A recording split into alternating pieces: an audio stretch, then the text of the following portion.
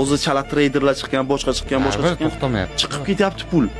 Ya'ni chala insonlarga qo'lib ketyapti-ku, razgon deyapti, nimadir millionlar qildim deyapti. Odamlar deyapti, odamlar pul topib kelib o'qiyapti, noto'g'ri bilim olyapti.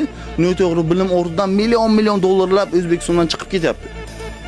Lutchi shu narsa bo'lyapti baribir. Qonunlashtirib, to'g'ri bilim beraylik. Men aytayapman, do'stlar, nechta trader bilan ko'rishdim. Do'stlar, sizlar noto'g'ri qilyapsizlar.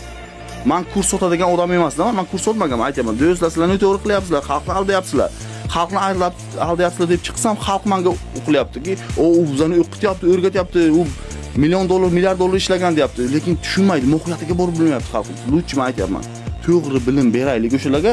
Faqat trading degani chartchani tomosha qilib, grafikchani tomosha qilib o'tirish emas, bizani aldashyapti.